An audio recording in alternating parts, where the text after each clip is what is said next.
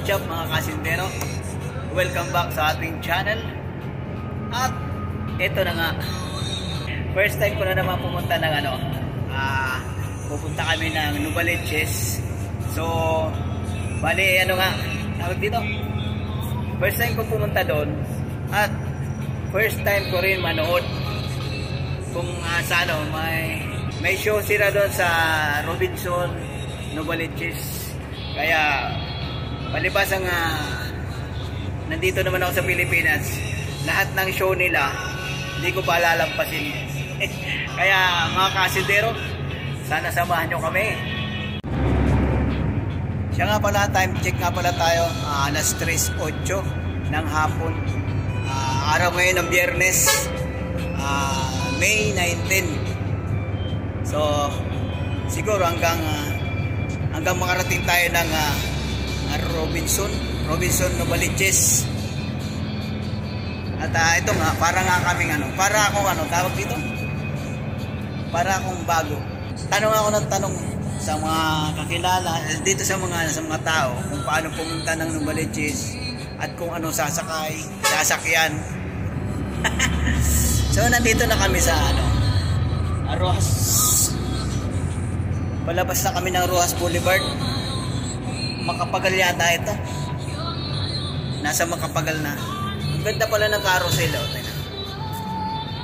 Parang yung nasasakyan natin sa loob ng airport. Ayan.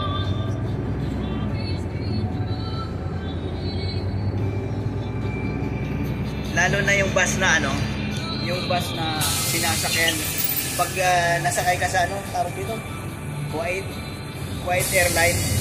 Sasakay ka muna sa ganitong klaseng bus bago ka makarating sa aeroplano o bago ka makarating ng airport. Parang ganito yung bus. Ayan dito. Ito yata Makapagal Boulevard yata ito.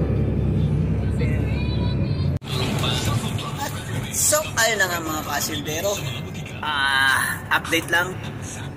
Nandito pa lang kami sa Mandalupi. Guadalupe tsaka Mandaluyong, kaya Mandalupi. Ito pala yung andito yung ayan yung Pasig River. Ayan. Hindi ko alam kung anong lugar to. Guadalupe siguro. At ang oras natin ay alas 4:04. Anong oras kaya kami makakarating ng Novaliches?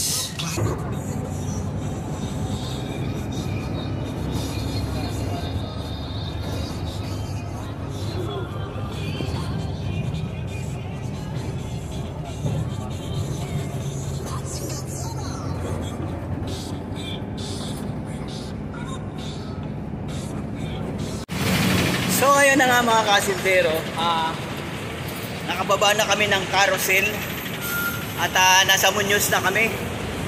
Siguro tatawid kami dyan sa overpass. Tatanong tayo kung saan tayo sasakay papuntang Novaliches. Ay, saan kaya kami? Pakanan o pakaliwa? Busing, saan pa sakayan papuntang Novaliches? Dito lang. So, yun na nga. Dito lang. Pakanan kami. At so, ito na nga mga kasintero. Natagpuan na namin yung sakayan ng papuntang Novaliches. Ito pala yung mga bus papuntang Novaliches. Pero hindi yan. Ito yung pila. Ang haba ng pila yan. Nakasakay na sana kami doon sa isang bus puntang Novaliches, kaya lang nakakaya naman doon sa mga nakapila. Kaya bumaba kami, pumunta kami doon sa likod ng pilahan. Bigla kami sumampa doon sa isang bus. Nakita ko yung signboard niya, Novaliches. Sumakay kami. Tapos pagdating doon sa dulo ng pila, bumalik uli kami sa pinakahuli. Pambira. Okay lang yan. Kasi ang haba nung pumipila rito, tapos bigla kaming sumakay doon sa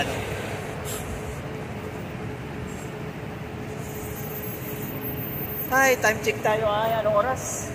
4:45 na.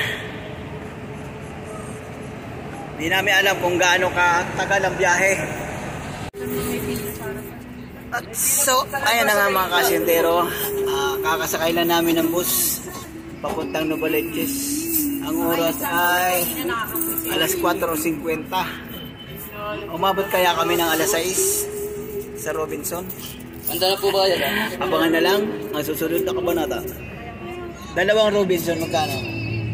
70 po. So, ayun na nga mga kasintero. Sa wakas, dumating na kami. 6:03 kami dumating dito. At nandito na kami sa Binyo. At mayroon palang tawag dito, mga tao, mga naka-costume. Cosplay. Ha? Cosplay. Ang mga naka-cosplay pala sila. Ayan.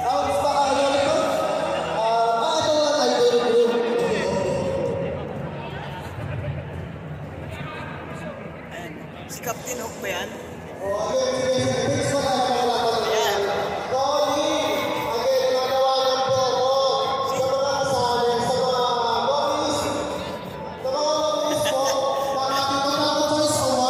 Sayang dapat nakasama yung mga bata, no? Dapat pa rin kasi Hindi ba? kung alam ko lang po sign to, dapat sinama ko nila sa Umabsent na siya kahapon. Tapos ganito. Sila ate mo, di pa nag-prepare ko? Hindi ba po? Hindi ba po nagpa-perform yung harap po? Yun, umabot pa tayo. At nandito tayo sa sa front stage tayo. Ayan na, ayan na.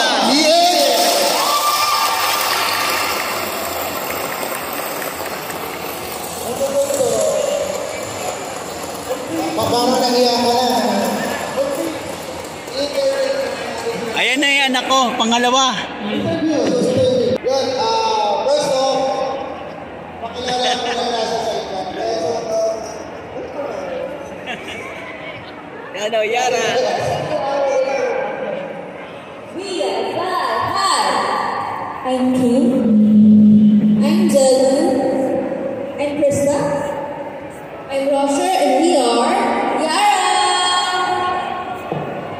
Oh, Dolly. Ako din ang pakilala nyo. Pakilala ka, meron ka lang. Ayan, so ayun yung bike naman. So, pagkahiyaan ka. So, our first question is, kailan ba nabuo yung group mo at bakit Yara yung name? Magkakasama na po kami since 2017, and yung Yara po, it means small butterfly kasi gusto namin maging hope sa mga listeners. Butterfly. Sakto sa'yo. Ako rin naging butterfly din ako eh. Kaya lang. Napanood niyo ba yung Naruto? Kasi si Choji naging butterfly na power. Di ba yung power si Choji na yung butterfly? Pero yun, nakakatuwa ang nila. So yung mga itong pangalan na may meaning. Ayan, so second question is challenge. Biggest challenge nila. So sa kanila, what is biggest challenge for the group? Meron ba kayong experience na challenge?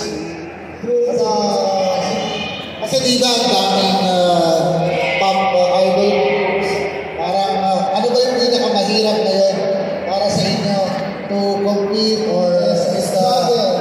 Imbang ba tawag doon? Tama. Ano yung greatest challenges?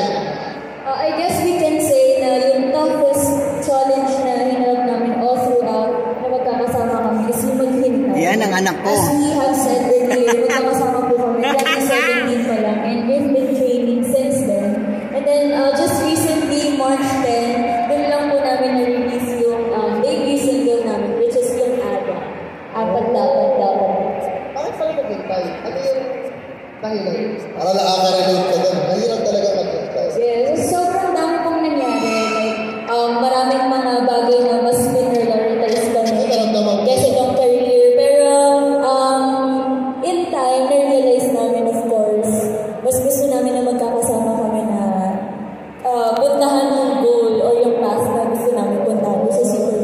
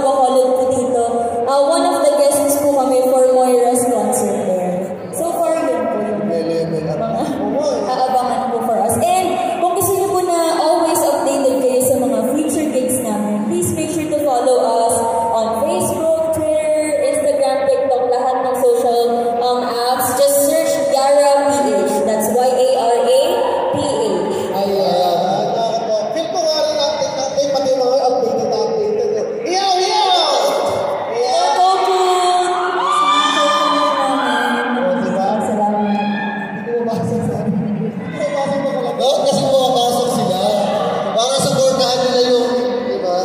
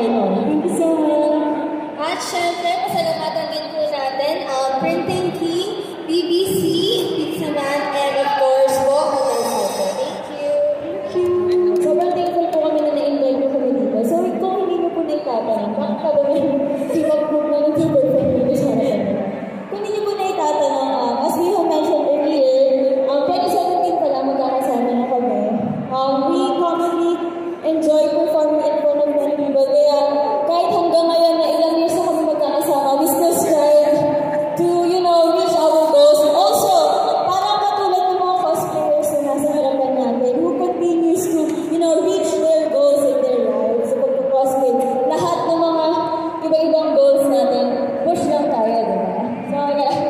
So, isang palakpakan nga sa lahat ng mga cosplayers dito.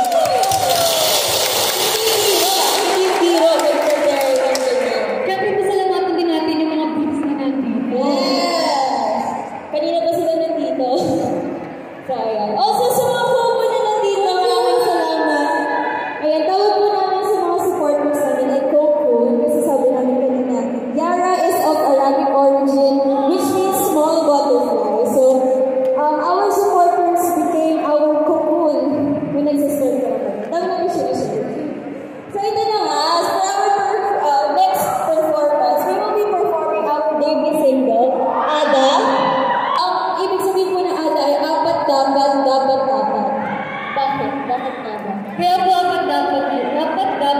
dapat din. Kasi po, over the years, lagi po kami tinatanong po, interesado po ba kami magdagdag ng members? Pero po, na-realize po namin, na basta kami dapat magkakasama, sapat na. Also, this song is written and composed by Kim. So, ready na po ba ang lahat? May energy pa? Ayan, so this is Ada by Yara. Sana po ma-appreciate mo, guys. Let's go!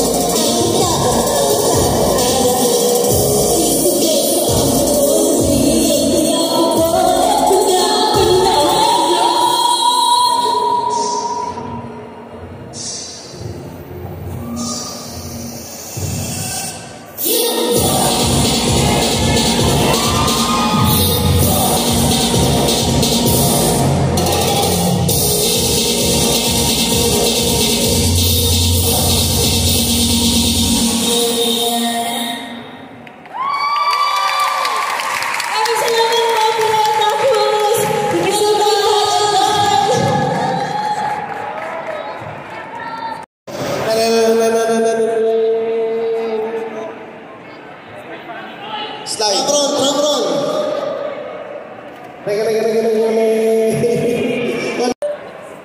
Slide. Yan! Attack on Titan! Yes! Hey!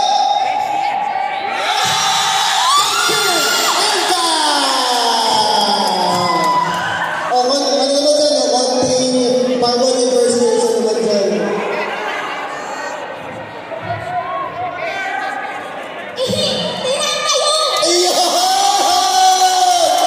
Maraming salamat, Paimon. Thank you. Very, very good. Dancing! With 1,317 votes again. Back-to-back, mga kaibigan, di ba? Pati gatong kwaro. At saka ano, kasi ano, free to play kasi. Bakas players, mag-ingay!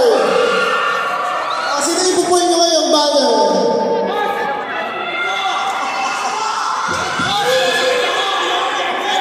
Ayan, diba? Okay, so next natin, best anime movie adaptation. The nominees are Jujutsu Kaisen. Yo! So ayun na nga mga kasindero, tapos na yung event, tapos naghahanap na lang kami nitong anak kong makakainan dahil ano na, alas 7:30 na. At pagkatapos namin kumain, uuwi na rin kami. Dahil sigurado, darating kami sa bahay ng alas 11 na ng gabi. Dito to sa Novaliches, Robinson. Ang uwi namin sa Las Piñas pa, kaya kain muna at pagkatapos uwi na. Tapos na nga pala yung event. Yun nga, first time ko mapanood yung anak kong magsayaw. Ayun, dito tayo kakain. So ayun na nga mga kasindero, tapos na kami kumain at magpapatining lang kami ng konti, tapos biyahe na ulit pauwi sa Las Piñas. Kaya mga kasindero, magkita-kita na tayo sa bahay dahil sigurado magpapambuno kami dyan sa Sakayan. Rush hour ngayon, kaya siksikan yan sa bus.